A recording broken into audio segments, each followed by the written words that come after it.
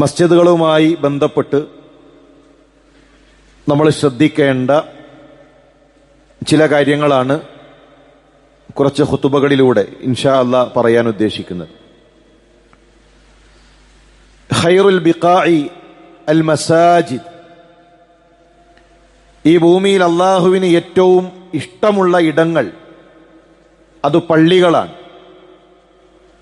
വശറുൽ ബിഖാ അൽ അസ്വാഖ്, ഏറ്റവും വെറുപ്പുള്ളത് അങ്ങാടികളാണ്.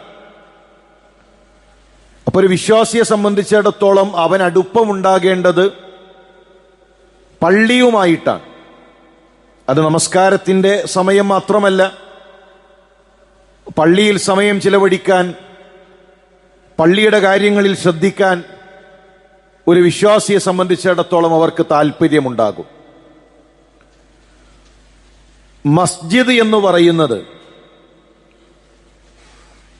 അതിന്റെ അർത്ഥം സുജൂദ് ചെയ്യുന്ന സ്ഥലം, സുജൂദ് ചെയ്യുന്ന സമയം എന്നെല്ലാമാണ്. അപ്പൊ സുജൂദുമായി ബന്ധപ്പെട്ടുകൊണ്ടാണ് മസ്ജിദിന് ആ പേര് ലഭിച്ചിട്ടുള്ളത്. പള്ളിയിൽ സുജൂദ് മാത്രമല്ല, പള്ളിയിൽ റുക്കൂ ഉണ്ട്, പള്ളിയിൽ ഖിയാമുണ്ട്, ഖുർആൻ പാരായണമുണ്ട്, മറ്റനേകം ഇബാദത്തുകളുണ്ട്. എന്നാൽ പള്ളിയിൽ നടക്കുന്ന ഇബാദത്തുകളിൽ അള്ളാഹുവിലേക്ക് ഏറ്റവും അടുക്കാൻ കഴിയുന്നത് അഖ്റബു മാ യകൂനുൽ അബ്ദു മിൻ റബ്ബിഹി വഹുവ സാജിദുൻ, ഒരു അബ്ദ് സുജൂദിലാകുമ്പോഴാണ് അള്ളാഹുവിലേക്ക് ഏറ്റവും അടുക്കാൻ കഴിയുക. അതുകൊണ്ട് തന്നെ സുജൂദിലേക്ക് ചേർത്തുകൊണ്ടാണ് പള്ളികൾക്ക് മസ്ജിദ് എന്ന പേര് വന്നിട്ടുള്ളത്. മാത്രവുമല്ല, അള്ളാഹുവിലേക്ക് ചേർത്തുകൊണ്ടാണ് പള്ളികളെ അള്ളാഹു പരിചയപ്പെടുത്തിയത്. വഅന്നൽ മസാജിദ ലില്ലാഹ് ഫലാ തദ്ഉ മഅല്ലാഹി അഹദാ, പള്ളികൾ അള്ളാഹുവിനുള്ളതാണ്. അള്ളാഹുവിലേക്ക് ചേർത്തുകൊണ്ട് രണ്ട് രൂപത്തിലാണ് അള്ളാഹു കാര്യങ്ങൾ പറയാറുള്ളത്. ഒന്ന്, അള്ളാഹുവിന്റെ ദാത്തുമായി ബന്ധപ്പെട്ട കാര്യങ്ങൾ അള്ളാഹുവിലേക്ക് ചേർക്കും. വജ്ഹുല്ലാ, യദുല്ലാ. രണ്ടാമത്തത് തഅലീമുള്ള, നമ്മൾ പ്രത്യേകമായി ആദരിക്കേണ്ട, ആദരവ് നൽകേണ്ട കാര്യങ്ങൾ, അത് അള്ളാഹുവിലേക്ക് ചേർത്തുകൊണ്ട് അതിന്റെ മഹത്വത്തെ അറിയിക്കുന്ന മഹത്വമുള്ള കാര്യങ്ങളെ അള്ളാഹുവിലേക്ക് ചേർത്തുകൊണ്ട് പറയും. അങ്ങനെയാണ് പള്ളികൾ അള്ളാഹുവിലേക്ക് ചേർത്തുകൊണ്ട് പറയുന്നത്. ഇപ്പൊ മസ്ജിദ് എന്നുള്ളത്, പള്ളി എന്നുള്ളത് അത് അള്ളാഹുവിൻ്റെതാണ്.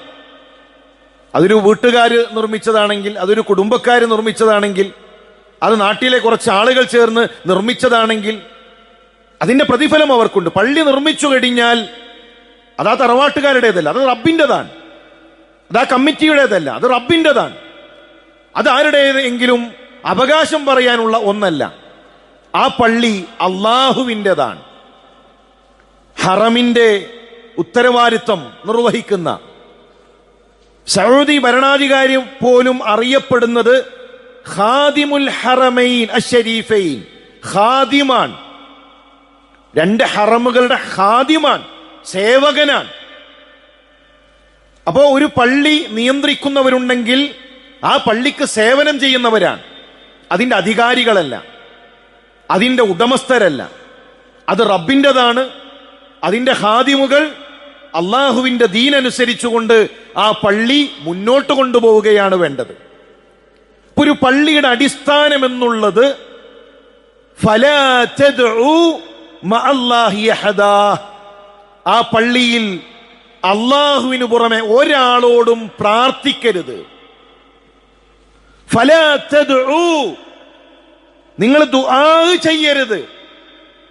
ഇബാദത്ത് എന്ന് പോലുമല്ല അവിടെ പറഞ്ഞിട്ടുള്ളത്. ഇബാദത്ത് എന്ന് പറഞ്ഞാൽ കുറച്ചൊക്കെ ഇങ്ങനെ വ്യാഖ്യാനിക്കാം. അപ്പൊ പ്രാർത്ഥന ഇബാദത്തല്ല, അള്ളാഹു അല്ലാത്തവരോട് ചോദിക്കുന്നത് ഇബാദത്തല്ല, അങ്ങനെയുള്ള ചോദ്യമല്ല, അങ്ങനെയുള്ള പ്രാർത്ഥനയല്ല. അതുപോലുമല്ല റബ്ബ് പറഞ്ഞത്. ഫലാ തദ്ഉ, നിങ്ങൾ പ്രാർത്ഥിക്കരുത്. അള്ളാഹുവിന്റെ ഭവനങ്ങളിൽ, പള്ളികളിൽ മഅല്ലാഹി അഹദ, അള്ളാഹുവിന്റെ കൂടെ മറ്റൊരാളോട് നിങ്ങൾ ദുആ ചെയ്യരുത്, നിങ്ങൾ പ്രാർത്ഥിക്കരുത്. അപ്പൊ ഇസ്ലാമിന്റെ പള്ളിയുടെ അടിസ്ഥാനം അതാണ്. ഒരു പള്ളിയുണ്ടോ അത് ലാ ഇലാഹ ഇല്ലല്ലാഹയുടെ സന്ദേശമാണ്. അവിടെ നമസ്കരിക്കുന്നവർ ആ പള്ളിയിൽ അല്ലാഹുവല്ലാത്ത ഒരാളോട് അവരുടെ ജീവിതത്തിന്റെ ഒരു ഘട്ടത്തിലും അല്ലാഹുവല്ലാത്തവരോടുള്ള പ്രാർത്ഥനയുണ്ടാകരുത്.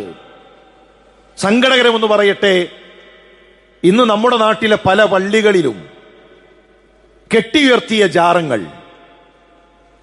ആ ജാറത്തിന് ചുറ്റും തവാഫ് നടക്കുന്നു, ആ ജാറത്തിൽ സഅയ് നടക്കുന്നു, ആ പള്ളിയിൽ നിലവിളക്ക്, അവിടെ വെളിച്ചെണ്ണയും അതുപോലെയുള്ള നേർച്ച വഴിപാടുകളും നടക്കുന്നു. അല്ലാഹുവല്ലാത്തവർക്ക് എത്ര ഗൗരവമുള്ള വിഷയമാണ്.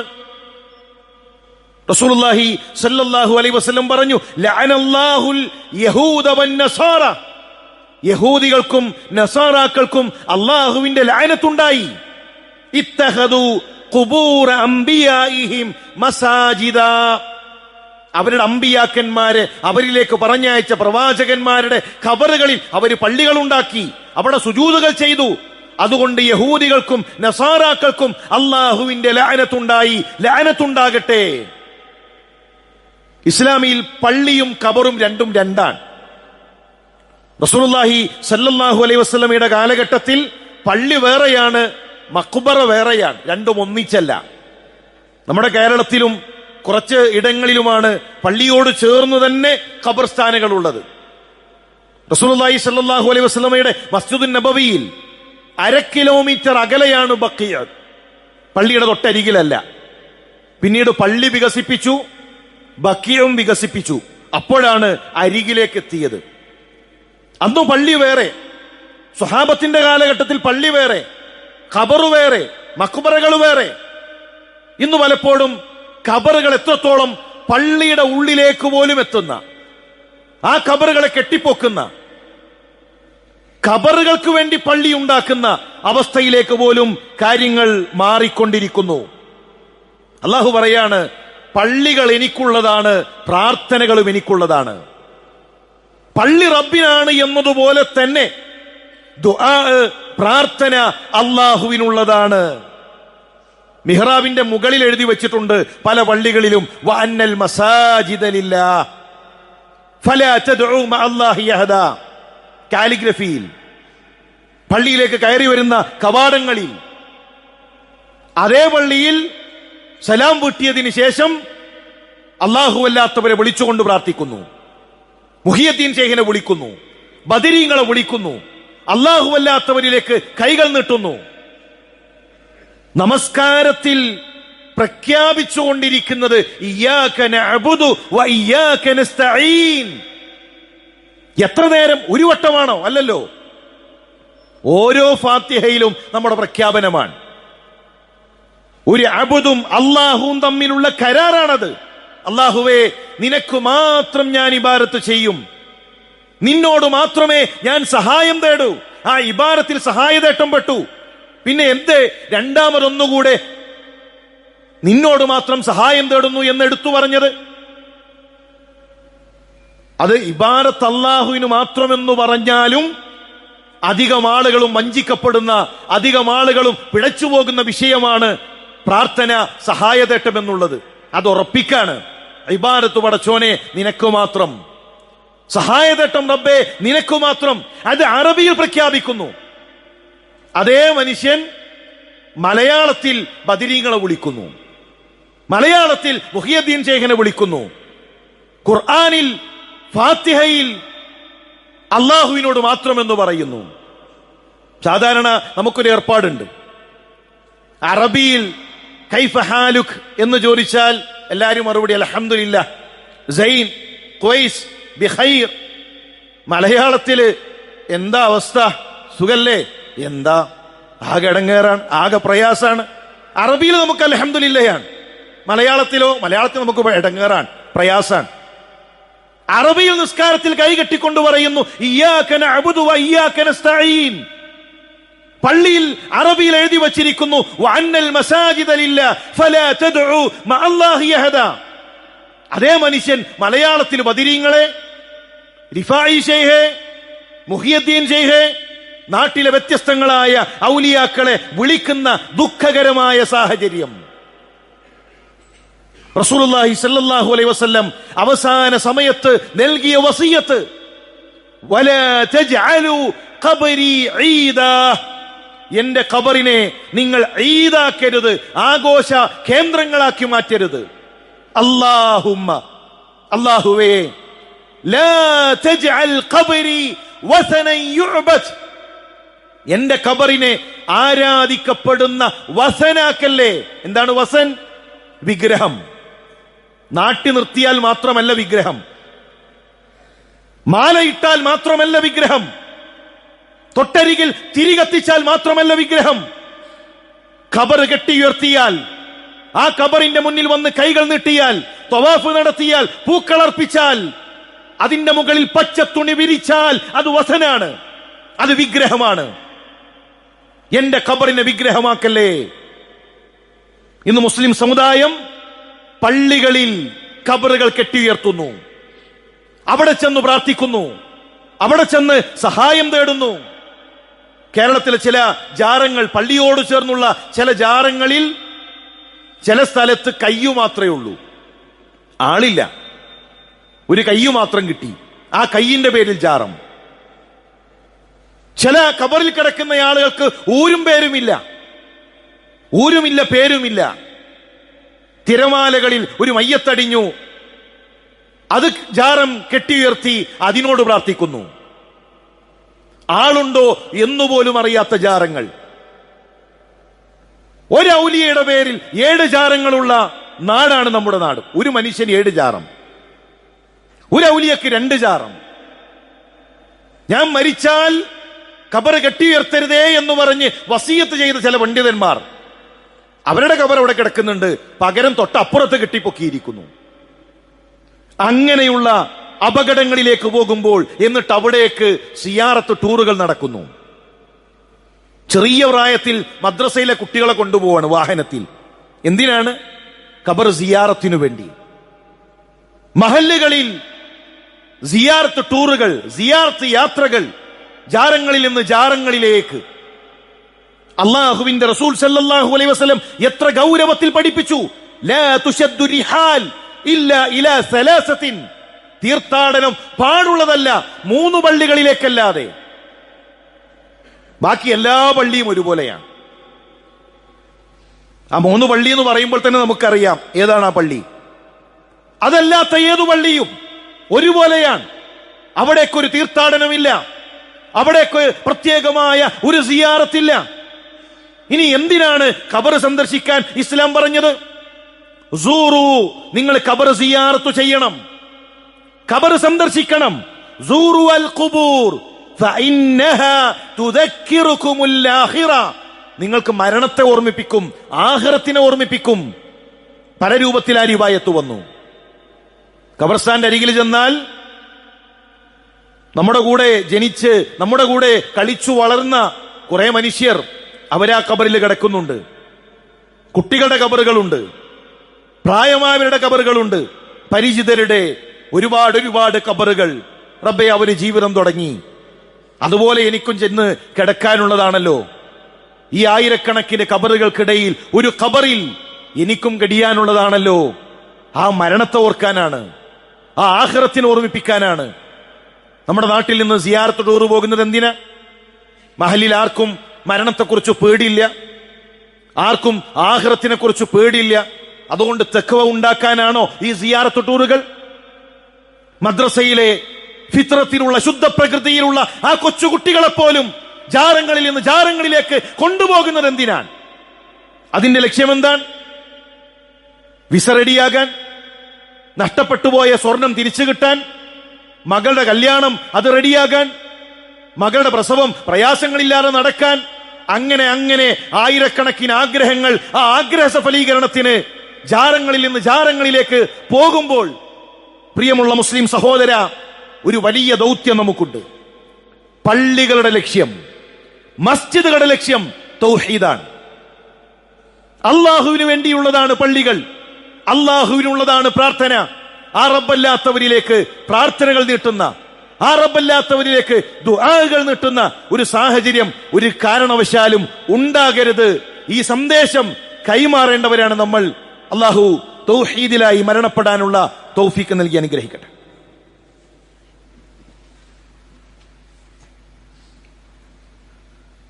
അൽഹംദുലില്ലാഹ്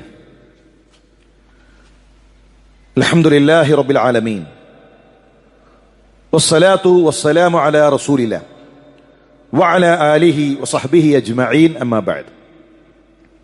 അല്ലാഹുവിനെ സൂക്ഷിച്ച് അവനെ വഴിപ്പെട്ട് ജീവിക്കണമെന്ന് ഉണർത്തുകയാണ് വസിയത്ത് ചെയ്യുക. നമ്മുടെ നാട്ടിലെ പല പള്ളികളിലും തൗഹീദിനെതിരായി കൊണ്ടുള്ള ഒരുപാട് കാര്യങ്ങൾ നടന്നുകൊണ്ടിരിക്കാൻ. ചില പള്ളികളിൽ കാണാം 777 വക, 1111 വക. ഹറമിലേക്ക് പോലും പോകുന്നത് ഇതുമായിട്ടാണ്. ഹറമിലേക്ക് പോലും ഇഖ്റ എന്ന കൽപ്പന ഇറങ്ങിയ ആ ഹറമിൽ, ആ മക്കയിൽ, അവിടേക്ക് പോലും ഈ വകയുമായി പോകുന്നു. അള്ളാഹുവിന്റെ പള്ളിയിൽ അല്ലാഹുവല്ലാത്തവരെ വിളിച്ചു പ്രാർത്ഥിക്കുന്ന ഏടുകൾ, മാലകൾ, ഖുതുബിയ്യത്തുകൾ. എന്താണ് ഖുതുബിയ്യത്ത്? ചില ആളുകളൊക്കെ മനസ്സിലാക്കിയിട്ട് അത് നടന്നോട്ടെ, നമ്മൾ അതിനൊന്നും ഇങ്ങനെ എതിർക്കാൻ പോകേണ്ട ആവശ്യമില്ല. മുസ്ലിം മഹല്ലുകളിൽ നടക്കുന്ന ഏർപ്പാടാണിത്. ഖുതുബിയ്യത്ത് എന്ന് പറഞ്ഞാൽ ഖുതുബിനെ പറ്റിയുള്ള മദ്ഹ് ഗാനമാണ്. എന്താണ് ഖുതുബ്? ഖുതുബ് എന്ന് പറഞ്ഞാൽ അച്യുതണ്ട്, ഈ ലോകത്തിന്റെ അച്യുതണ്ട്. പാവപ്പെട്ട മുസ്ലിം സമൂഹത്തെ പഠിപ്പിച്ചിട്ടുള്ളത് ഈ ലോകം മുഴുവൻ നിയന്ത്രിക്കുന്ന ഒരു ഖുതുബുണ്ട്.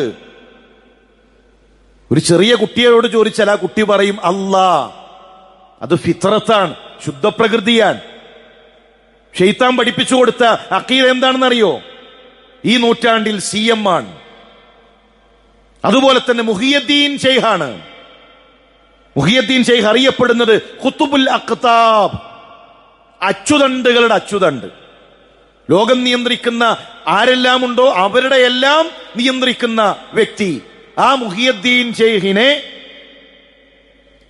മദ്ഹ് പാടുന്ന, വിളിച്ചു പ്രാർത്ഥിക്കുന്ന ചടങ്ങുകൾ കേരളത്തിലെ ഭൂരിപക്ഷ പള്ളികളിലും പല വീടുകളിലും നടന്നുകൊണ്ടിരിക്കുന്നു. 1000 തവണ വിളിക്കണം എന്നാണ്. 1000 തവണ വിളിക്കണം. അതിന് പുതിയൊരു തന്ത്രം, 10 ആള് വീതം 100 തവണ വിളിക്കും. ചതിയിലും വഞ്ചനയാണ്. 10 ആളുകൾ ഇരിക്കും, എന്നിട്ട് ഒരാള് 100 തവണ. മറ്റൊരു നിബന്ധനയാണ്, മുഹിയുദ്ദീൻ ശൈഖിനെ വിളിക്കുമ്പോൾ ഒറ്റക്ക് വിളിക്കണം. അപ്പൊ ഒറ്റക്ക് വിളിക്കാന്നൊക്കെ ഉള്ളത് പ്രയാസമാണ്. അപ്പൊ അതിന് പുതിയൊരു ട്രിക്കാണ് വിളക്കണക്ക, ലൈറ്റ് അണക്ക. പള്ളിയിൽ ലൈറ്റ് ഓഫ് ചെയ്ത് ചിലപ്പോൾ നമുക്കും തോന്നും പള്ളിയിൽ നിന്ന് ശബ്ദം കേൾക്കുന്നുണ്ട്. പള്ളിയിൽ നിന്ന് ശബ്ദം കേൾക്കുന്നു, വിളക്കില്ല, വെളിച്ചല്ല. എന്താണ്? വിളക്കണച്ച് മുഹിയുദ്ദീൻ ശൈഖിനെ വിളിക്കുകയാണ്. 1000 തവണ ഒറ്റക്കിരുന്ന് വിളക്കണച്ച് യാ ശൈഖ് യാ മുഹിയുദ്ദീൻ എന്ന് വിളിച്ചാൽ ഉടനെ ഉത്തരം കിട്ടുമെന്നാണ്. ആ ഇരിക്കുന്ന ആളുകളുടെ നടുവിൽ ഒരു പലക ഉണ്ടാകും. നമ്മുടെ വീട്ടിൽ പണ്ടൊക്കെ സ്ത്രീകൾ പത്തിരി പരത്തിയിരുന്ന ഒരു പലക, ആ പലക വെക്കും, അതിൽ പൊടി വിതറും. ഇതെന്തിനാണ്? 1000 തവണ വിളിച്ചിട്ട് ലൈറ്റ് ഇട്ട് കഴിഞ്ഞാൽ അതിലൊരു കാൽപ്പാടുണ്ടാകും. എന്ന് പറഞ്ഞാൽ വിളക്കണക്കുമ്പോ ആരോ ഒരാൾ അതിൽ ചവിട്ടി, വെളിച്ചം വന്നാൽ ആ കാൽപ്പാട് കാണാം. അപ്പൊ ഉറപ്പിച്ചു, ബഗ്ദാദിൽ നിന്ന് മുഹിയുദ്ദീൻ ശൈഖ് നമ്മളെ പള്ളിയിലേക്ക് വന്നു. ബഗ്ദാദിലെ ഖബറിൽ കിടക്കുന്ന ശൈഖ് ഇതാ പാലക്കാടെത്തി, നമ്മളെ പള്ളിയിലെത്തി, ശൈഖ് വന്നിട്ടുണ്ട്, ഇനി ചോദിച്ചോളൂ എന്നിട്ട് ചോദിക്കുകയാണ്. അള്ളാഹുവിന്റെ പള്ളിയിലിരുന്നു കൊണ്ട് ബഗ്ദാദിൽ മരണപ്പെട്ട് കിടക്കുന്ന ശൈഖിനെ വിളിക്കുന്ന മനുഷ്യന്മാർ. ആ വിളിക്കുന്നതിന്റെ തൊട്ടരികിൽ ശർക്കരയും കുരുമുളകും പൊടിച്ചു വെച്ചിട്ടുണ്ടാകും. ഇതെന്തിനാണ്? 1000 വട്ടം വിളിക്കണം, അപ്പൊ ശബ്ദം പോകും. ആ രൂപത്തിലുള്ള വിളിയാണ്. അപ്പൊ സൗണ്ടിന് പ്രശ്നമൊന്നും ഉണ്ടാകരുത്. അപ്പൊ ഇടക്ക് സൗണ്ടിന് പ്രയാസം വരുമ്പോ കുറച്ച് ശർക്കരയും ആ കുരുമുളകും അത് പൊടിച്ചതിട്ട് അത് കടിച്ച് 1000 തവണ അള്ളാഹുവിന്റെ ഭവനത്തിലിരുന്ന് മുഹിയുദ്ദീൻ ശൈഖിനെ വിളിക്കുന്ന മനുഷ്യന്മാർ. ഇസ്ലാം എന്താണ്? തൗഹീദ് എന്താണ്? പള്ളികൾ നൽകുന്ന സന്ദേശം എന്താണ്? അള്ളാഹു ഖുർആനിലൂടെ പരിചയപ്പെടുത്തുകയാണ്, ഇന്ന റബ്ബി ലസമീഉദ് ദുആ. തീർച്ചയായും റബ്ബ് സമീഉദ് ദുആ, പ്രാർത്ഥന കേൾക്കുന്നവനാണ്. ഇന്ന റബ്ബി ഖരീബുൻ മുജീബ്. റബ്ബ് ഖരീബാൻ, അകലെയല്ല. അടിമകൾക്ക് എത്തിപ്പെടാൻ കഴിയാത്തവനല്ല. ഖരീബ്, മുജീബ്, പ്രാർത്ഥനയ്ക്ക് ഉത്തരം നൽകുന്നവനാണ്. ഇന്നഹു സമീഉൻ ഖരീബ്. അല്ലാഹു സമീആണ്. 1000 വട്ടം വിളിക്കണ്ട, ഒരു തവണയും വിളിക്കണ്ട. മനസ്സൊന്ന് വിമ്പിയാൽ, മനസ്സൊന്നു വേദനിച്ചാൽ, ഹൃദയമൊന്നു പിടഞ്ഞാൽ, ആ ഹൃദയത്തിന്റെ പിടച്ചിലറിയുന്ന, കണ്ണിന്റെ കണ്ണുനീരറിയുന്ന റബ്ബാണ്. ശബ്ദം വേണമെന്നില്ല, ഭാഷ വേണമെന്നില്ല. ആ ഹൃദയത്തിന്റെ വിങ്ങലറിയുന്ന സമീആയ അലീമായ റബ്ബ്. പ്രിയമുള്ളവരെ, ആ റബ്ബിനെ മാറ്റിവെച്ചുകൊണ്ട് ജാറങ്ങളിലേക്കും പടപ്പുകളിലേക്കും മാനപ്പാട്ടുകളിലേക്കും അല്ല ഇസ്ലാമിലെ പള്ളികൾ ക്ഷണിക്കേണ്ടത്. പള്ളികൾ തൗഹീദിന്റെ മിനാരങ്ങളാണ്. പള്ളികൾ തൗഹീദിന്റെ പഠന കേന്ദ്രങ്ങളാണ്. ആ പള്ളിയിൽ കുരുന്നുകൾക്ക് കൈമാറേണ്ടത് ലാ ഇലാഹ ഇല്ലല്ലാഹ്. ജീവിതത്തിന്റെ ഏതു പ്രതിസന്ധി ഘട്ടത്തിലും അള്ളാഹുവിനെ മാത്രമേ വിളിക്കാവൂ എന്ന ആദർശമാണ് മസ്ജിദുകൾ കൈമാറേണ്ടത്. അതുകൊണ്ട് നമ്മളെ സംബന്ധിച്ചിടത്തോളം അള്ളാഹുവിന്റെ ഭവനത്തിൽ നമസ്കരിക്കുന്ന മുസ്ലിം സഹോദര, മുസ്ലിം സഹോദരി, നമ്മൾ തൗഹീദിന്റെ വാഹകരാകണം. ഒരു മനുഷ്യൻ തൗഹീദില്ലാതെ മരിച്ചാൽ നരകത്തിലാണ്. ഒരു സംശയം ആ വിഷയത്തിൽ വേണ്ട. ആളുകൾക്ക് തൗഹീദ് എത്തിക്കണം, തൗഹീദ് കൈമാറണം. തൗഹീദിലായി മരണപ്പെടാൻ നമ്മൾ ആഗ്രഹിക്കണം, പ്രാർത്ഥിക്കണം. റഹ്മാനായ റബ്ബ് ശരിയായ അഖീദയിൽ ഉറച്ചു നിൽക്കാൻ, ആ വിശ്വാസത്തിൽ മരണപ്പെടാനുള്ള തൗഫീക്ക് നമുക്കെല്ലാം നൽകി അനുഗ്രഹിക്കട്ടെ.